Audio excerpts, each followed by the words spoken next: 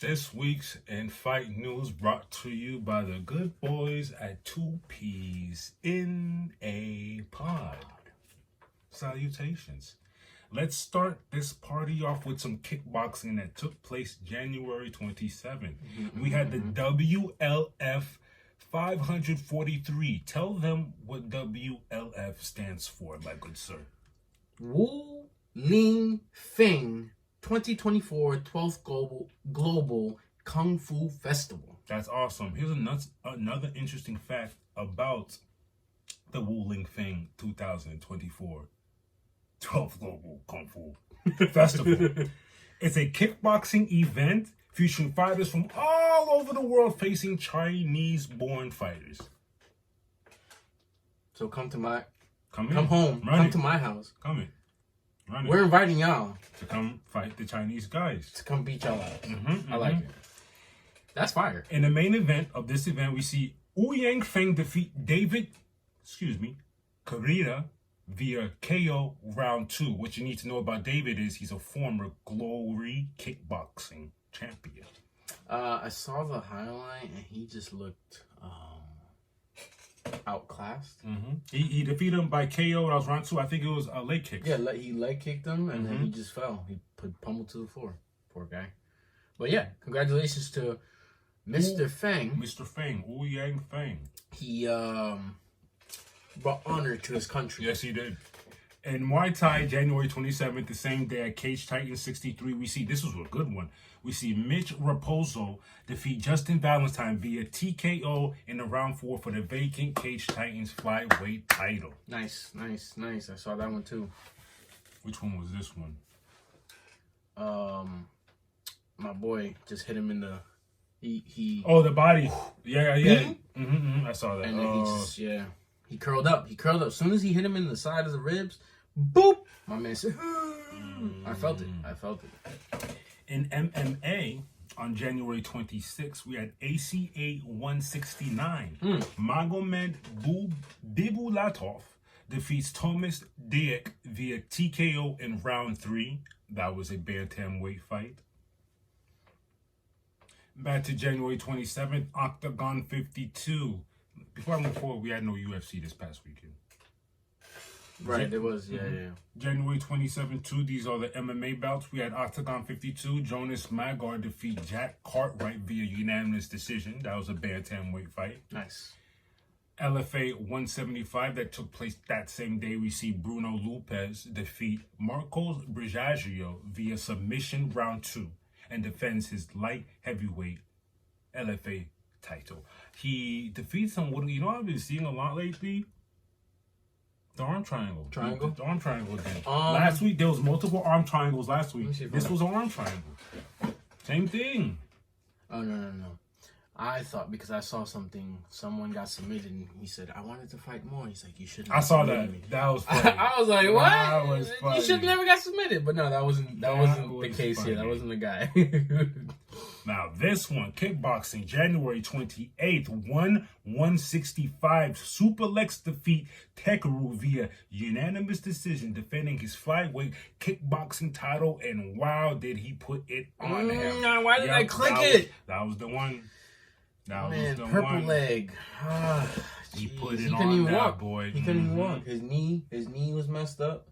His thigh, and all over the combat sports world, they're saying, Superlek is probably the best kickboxer in the world. He really put on, because they were expecting Takeru to come through and do something. No, I don't think so. Wasn't happening. Don't think so. Over there, at Crush 157, we see. This also wasn't supposed to happen. We see Daina defeat Yuto Takahashi via KO in the round 2 for Takahashi's KGP 51 kg title. Let me see how that went down. Oh.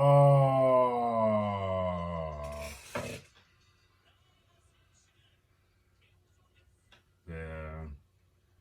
He beat that boy up. The man was on all fours. He beat that boy up. I'm sorry, my friend. This one was crazy. In boxing on January 27th, this took place in Arizona. Jaime Munguia defeats Ryder And that was a superweight middleweight fight. That was by KO. This is where you say he's 43-0? Mm-hmm. My man's okay. So John Ryder's not no slouch. Man's 32-6, but it's obvious as to why he is 43-0. He hit him right in the temple. In the temple or in the top of the head? Oh, he hit him like in the front of the cranium. Yeah, like dead ass in the forehead. Like God. Yo.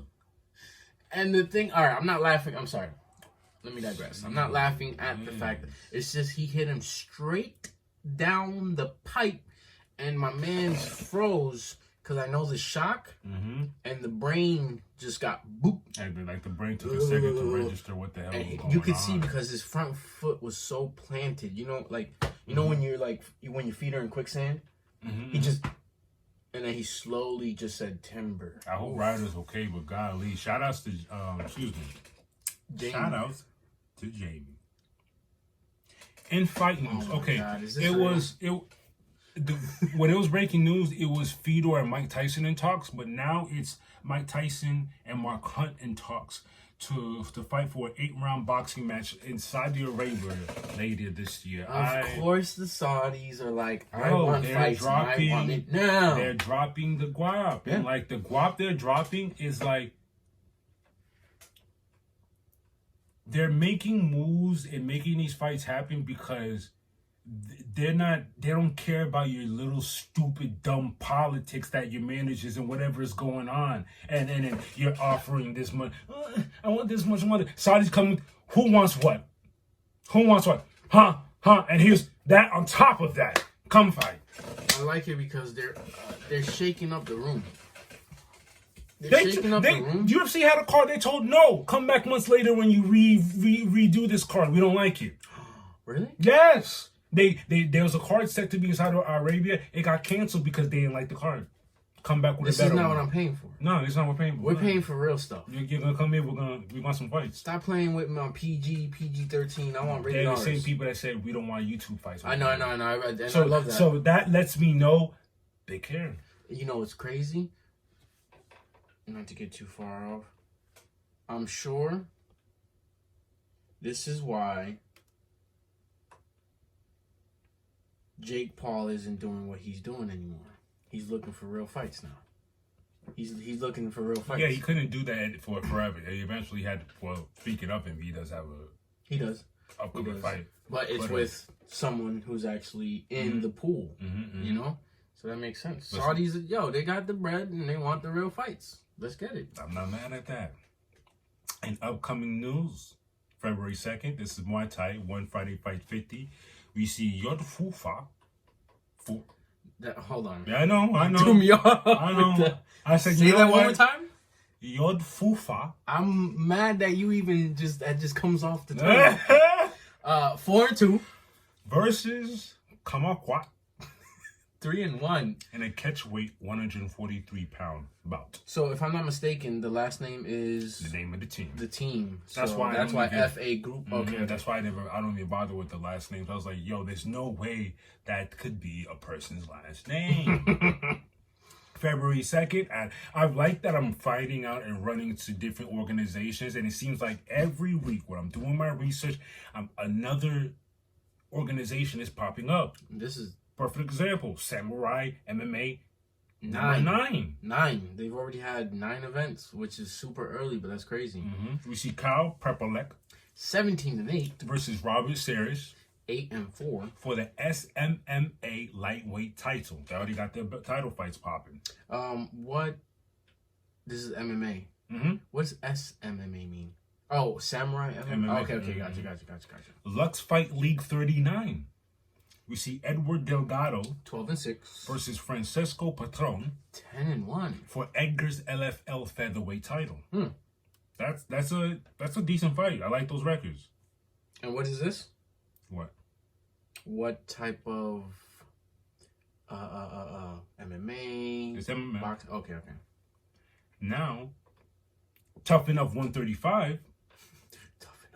You see Ernesto Rodriguez 7-1 versus Edson Marquez 11-2. And that's a welterweight bout. Interesting. UFC returns February 3rd. Was that a Saturday? Mm-hmm.